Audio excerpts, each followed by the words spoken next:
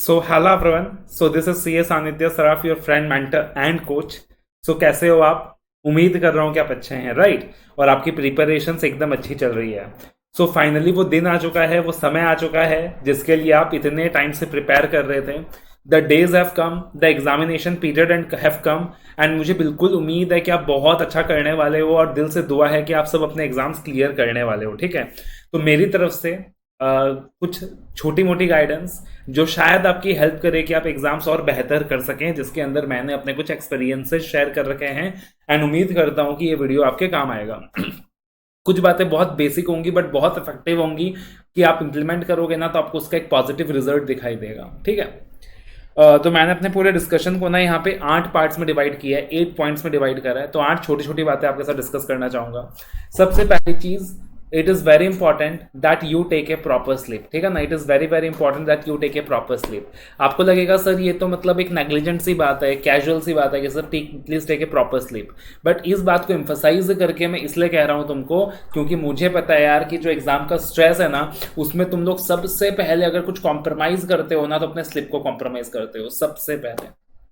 ठीक है, and I totally understand the pressure, I totally understand the complexities of the CA examination, the time you need to give. I totally understand कि भैया हर एक net precious है, लेकिन देखो यार प्रॉपर स्लीप बहुत जरूरी है, क्योंकि ultimately on the exam day ना it's our mind which has to function. अगर आपका माइंड अच्छे से फंक्शन नहीं करेगा ना तो आप सीए एग्जाम्स क्रैक नहीं कर पाओगे.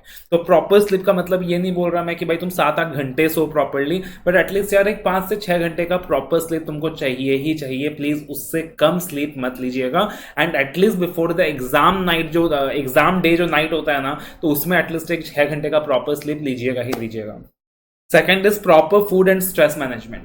बहुत ज्यादा इंपॉर्टेंट है यार कि ये जो समय है ना एग्जाम वाला, ये आपके लाइफ का बहुत इंपॉर्टेंट समय है. इसमें आप बीमार ना पड़े, इसमें आप वीक ना पड़े, जिसके लिए इंपॉर्टेंट है कि आप प्रॉपर फूड लें, न्यूट्रिशियस फूड लें एंड अपने स्ट्रेस को मैनेज करके चलें.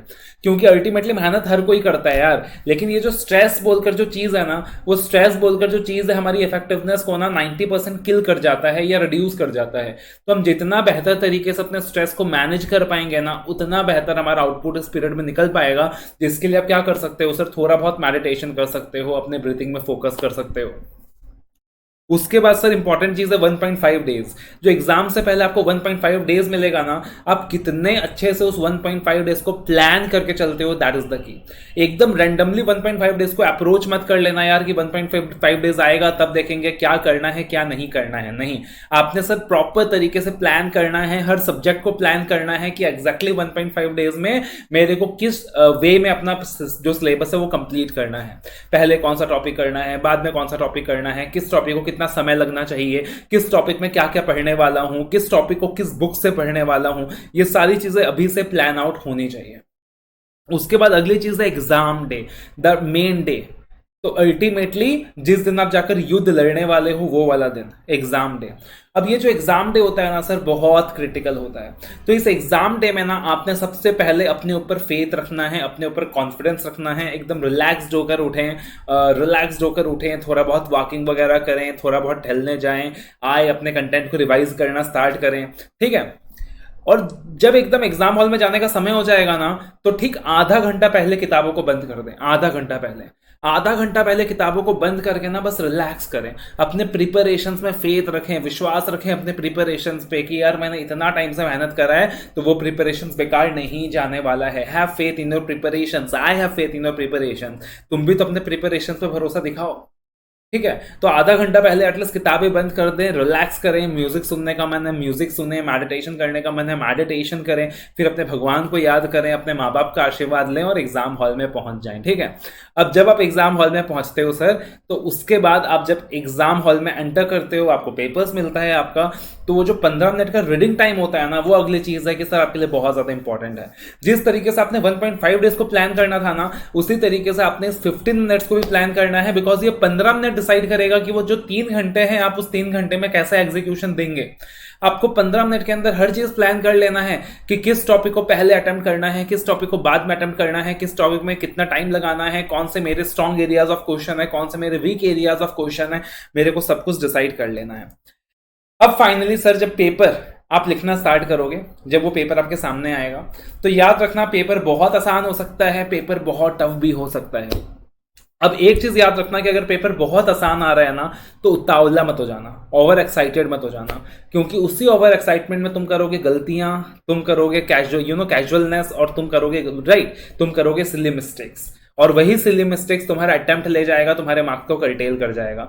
सिमिलरली अगर पेपर टफ होता आता ना बहुत ज्यादा, तो पैनिक मत होना, हाई तौबा मत मचाना कि भाई हाई आईसीए ने इतना टफ पेपर पूछ लिया, आईसीए ने क्वेश्चंस कहां से पूछ लिए। याद रखिए, एक छोटा सा चीज बता रहा हूं तुमको, चाहे पेपर कितना भी टफ क्यों ना हो, कितना भी टफ क्यों ना हो, उसमें 40% स्कोरिंग एरिया होगा ही होगा। और दूसरी चीज, वो पेपर पूरे देश के लिए सेम रहने वाला है, सिर्फ तुम्हारे लिए टफ नहीं होने वाला है, तो अपने को पैनिक नहीं मचाना है। अब मान लीजिए सर आपके एग्जाम्स बहुत खराब गया, तो the exams went really really bad. तो अगर तुम्हारे एग्जाम्स इतना ज्यादा खराब गया, सो इन दैट पार्टिकुलर सिनेरियो आपने घर जाकर बहुत ज्यादा डिसअपॉइंट नहीं होना है, आपने घर जाकर बहुत ज्यादा मायूस नहीं होना है, आपने बिल्कुल पॉजिटिविटी के साथ ना अगले पेपर की तैयारी करनी है।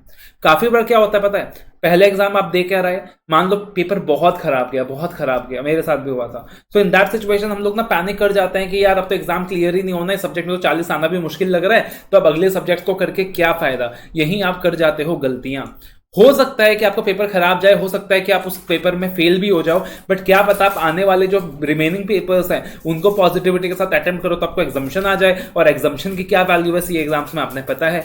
और कभी कभी ऐसा भी होता है कि अपने को लगता है कि अपन फेल होने वाले हैं, बट इन रियलिटी कुछ ऐसा चमत्कार हो जाता है, कुछ ऐसा मिरेकल हो जाता है कि अपने को उसी सब्जेक्ट में बहुत अच्छे मार्क्स मिल जाते हैं।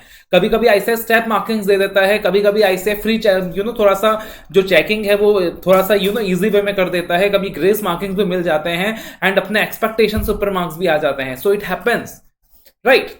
तो आपने ना लास्ट एग्जाम तक हिम्मत नहीं हारना है, लास्ट एग्जाम तक होप नहीं हारना है। पेपर अच्छा जा रहा है, खराब जा रहा है, उससे कुछ फर्क नहीं पड़ रहा। एक एग्जाम खत्म हो रहा है, आपने उस एग्जाम के बारे में भूल जाना है, अगले एग्जाम के बारे में सोचना है, और अगले एग्जाम के बारे में सोचकर आपने 200% उस एग्जाम को अटेम्प्ट करना है। फिर घर में आना है, फिर उस पेपर के बारे में भूल जाना है, फिर अगले पेपर के बारे में 200% सोचना है। And this same cycle must go on till the last exam, and you are not suppose to lose that hope till the last examination. तो जब तक आप आखिरी एग्जाम नहीं दे रहे हो सर, उम्मीद आपने नहीं छोड़नी है ना। अपने प्रिपरेशन में भरोसा रखो, अपने प्रिपरेशन में फेथ रखो, बहुत मेहनत करी है तुमने, बहुत हार्डवर्क करा है तुमने, और ये प्रिपरेशन बेकार नहीं जाएगा, ठीक है ना। Have faith in your preparations. All the very best, take care.